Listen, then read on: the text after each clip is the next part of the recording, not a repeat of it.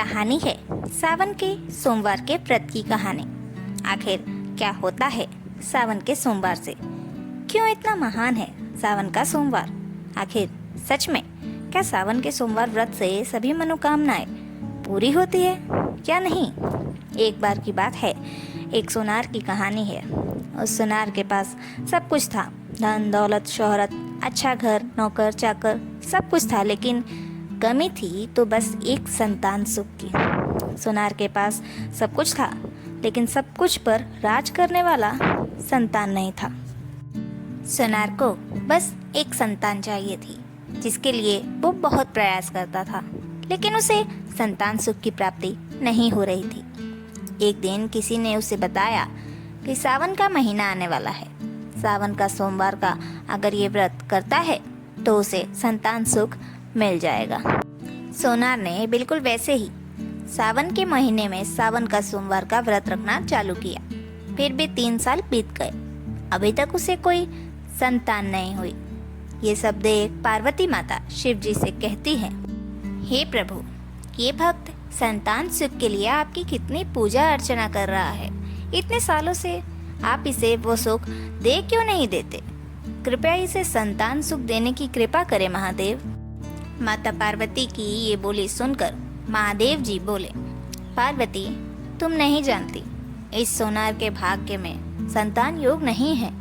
यदि इसे संतान वरदान मिल भी गया तब भी वो संतान 11 साल से ज्यादा जीवित नहीं रह पाएगा। उस बच्चे की मौत सावन मास के तीसरे सोमवार को सर्प दोष से होगी, यानी एक सर्प के काटने से होगी। माता पार्वती जी बोली, हे प्रभु, कोई तो निवारण होगा इसका। इस सोनार के पास सब कुछ है, यदि एक संतान इसे मिल जाए तो इसका जीवन बहुत सुखमय होगा। कोई तो निवारण दीजिए इन्हें, जिससे ये अपने संतान के साथ एक खुशहाल जीवन बिता सके। शिव जी बोले, हे पार्वती, निवारण तो है, लेकिन उचित समय आने पर ही हम ये निवारण आपको या इसे बता सकते हैं। अभी वो उचित समय आया नहीं जब इस बारे में चर्चा की जाए। ये निवारण ऐसा है जिससे सोनार को अपने प्राण गंवाने होंगे, इसलिए इन्हें संतान सुख नहीं मिल सकता। पार्वती माता के बहुत आग्रह करने के बाद शिवजी ने सोनार को एक संतान की खुशखबरी दी।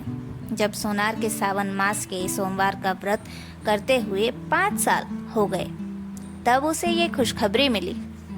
पर सोनार और उसकी बीवी इस बात से अनजान थे कि उस बच्चे की आयु सिर्फ 11 साल की है। वो दोनों अपने बच्चे को बड़े प्यार से बड़ा करते हैं, उसके साथ खेलते हैं और बहुत खुश रहते हैं। धीरे धीरे वक्त बीतने लगता है। जैसे ही बच्चा 5 साल का हो जाता है, उसे कठिनाइयों का सामना करना पड़ता है। तरह तरह की बीमारियां, तरह तरह के दुश्मन उसके पीछे पड़ जाते हैं। यही उसकी कुंडली में था, लेकिन वो बच्चा इतना साहसी था कि हर मुसीबत को मात दे देता था। एक दिन वो बच्चा पढ़ने बैठा था, तभी उसे एक खरगोश दिखा। खरगोश देखते ही वो बच्चा उस खरगोश के पीछे चला गया। यहाँ सोनार और उसकी बीवी दोनों अपने बच्चे को ढूंढने लगे, पर वो कहीं नहीं मिला। सब परेशान हो गए, लेकिन वो कहीं नहीं मिला। उसे ढूंढते ढूंढते 10 दिन हो चुके थे, पर वो नहीं मिला। अब सोनार और उसकी बीवी को लगा कि शायद वो नहीं रहा, और सब रोने लगे। जब सब लोग उसके अंतिम संस्कार की तैयारी करने लगे, तब जाकर वो बच्चा वापस आया।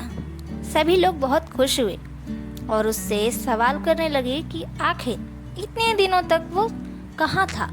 तब बच्चे ने बताया कि उस दिन मैं उस खरगोश के पीछे गया और जाकर वहाँ मैंने देखा कि मैं एक नदी के पास पहुँच गया।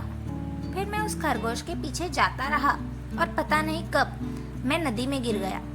फिर मुझे कुछ मछुआरों ने बचाया, मुझे खिलाया पिलाया, मेरा बहुत ख्याल रखा। फिर मैं एक दिन वहाँ से भाग गया। आते वक्त रास्ते में मुझे एक सांप मिला। वो मुझे काटने ही वाला था, लेकिन मैं बच गया और घर की तरफ आने लगा। फिर मुझे रास्ता भी याद नहीं था, तो मैं रास्ता भटक गया और मुझे रास्ते में भूख लगी। फिर मैं खाने के लिए कुछ ढूंढने गया था, फिर भी मुझे कुछ खाने को नहीं मिला। मुझे चक्कर आया और मैं गिर गया। उसके बाद जब मुझे होश आया तब मैंने देखा कि मुझे कुछ लोगों ने उठा लिया है और वो लोग मुझे अगवा करके रख रहे हैं। वो लोग बात कर रहे थे कि मुझे ले जाकर किसी और को बेच देंगे और फिर वो लोग मुझे मार डालेंगे। इसलिए मैं वहाँ से भी भागने की कोशिश कर रहा था, पर वो लोग मुझे छोड़ ही नहीं रहे थे।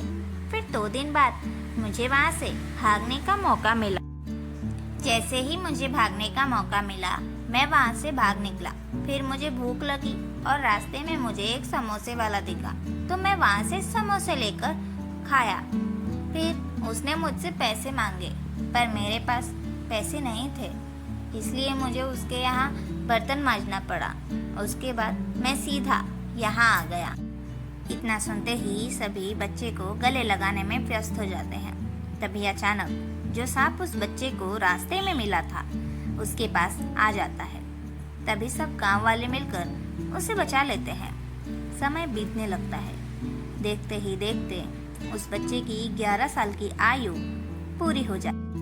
महादेव की ये लीला देखकर माता पार्वती उनसे पूछती है, हे प्रभु, ये सब क्या है? ये कैसी लीला है आपकी? आखिर इस बच्चे को इतना कष्ट क्यों? इसके माता पिता जो इसे इतना प्यार करते हैं, उन्हें इतना कष्ट क्यों दे रहे हैं आप? माता पार्वती के बोल सुनकर शिव जी जवाब देते हैं, पार्वती, तुम नहीं जानती इस बच्चे की कुंडली में यही योग है। इसके नसीब में इतना ही कष्ट, इतना ही दुख और इतना ही दर्द लिखा है जो इससे कोई नहीं छीन सकता। उसे जो भोगना है वो भोगना ही होगा। अब तो इसकी मृत्यु भी निकट आ रही है। 11 वर्ष की आयु होने के बाद उस बच्चे के पास फिर से वही सांप आता है जो उसे बचपन में जंगल में मिला था जब वो गुम हो गया था। इस बार उसके आसपास कोई नहीं था। तभी अचानक सोनार यानी कि उस बच्चे का पिता उसके पास आ जाता है। ये सांप बच्चे को डसने ही वाला था।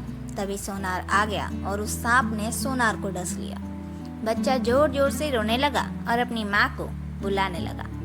जैसे ही सोनार की बीवी आई, उसने देखा कि सोनार को सांप ने डस लिया है। आसपास के लोगों ने देखकर ये कहा कि ये सब बहुत जहरीले सांप होते हैं, अब सोनार नहीं बच सकता, चाहे कुछ भी हो जाए। दिन था सावन का सोमवार। सोनार की बीवी ने किसी की बात नहीं सुनी। वो अपने पति को लेकर सीधा शिव जी के मंदिर में पहुंच गई। वहां जाकर उसने शिव जी से गुहार लगाई और ठान लिया कि जब तक उसके पति ठीक नहीं हो जाते तो सावन के सोमवार का व्रत रखेगी, और अगर फिर भी उसका पति ठीक नहीं हुआ तो वो शिव जी की पूजा कभी नहीं करेगी। सावन का 3रा सोमवार बीत चुका था। उसने सावन के 4थे सोमवार को भी व्रत रखा। उसके बाद आने वाले हर सोमवार उसने व्रत रखा। उसका ये कष्ट देखकर माता पार्वती शिव जी से गुहार लगाती। पार्वती जी की गुहार सुनने के बाद शिव जी सोनार की बीवी का कष्ट देखते हुए सोनार को जीवन दान दे देते हैं, क्योंकि शिव जी प्रसन्न थे कि कोई उन पर इतना विश्वास कैसे कर सकता है। सोनार की बीवी ने हार नहीं मानी जब तक उसका पति ठीक नहीं हुआ, और जैसे ही उसे जीवन दान मिला, सोनार और उसकी बीवी और उसका बच्चा बहुत खुश हुए। तीनों मिलकर शिव जी की रोज पूजा करने लगे और बहुत खुश रहने लगे।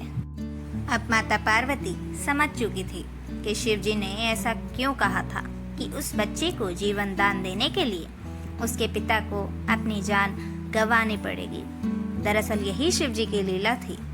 उस सर्प ने बच्चे को डसने की जगह पर उसके पिता को डस लिया, और इस तरह से वो बच्चा भी बच गया और उसके पिता भी। सोनार के बेटे को बचाने का उसकी कुंडली में यही एक हल था कि उसके पिता को अपनी जान गंवानी होगी। लेकिन सोनार की पत्नी ने अपने पत्नी धर्म से अपने पति को बचा लिया। उसके पत्नी धर्म के आगे शिव जी को भी झुकना ही पड़ा।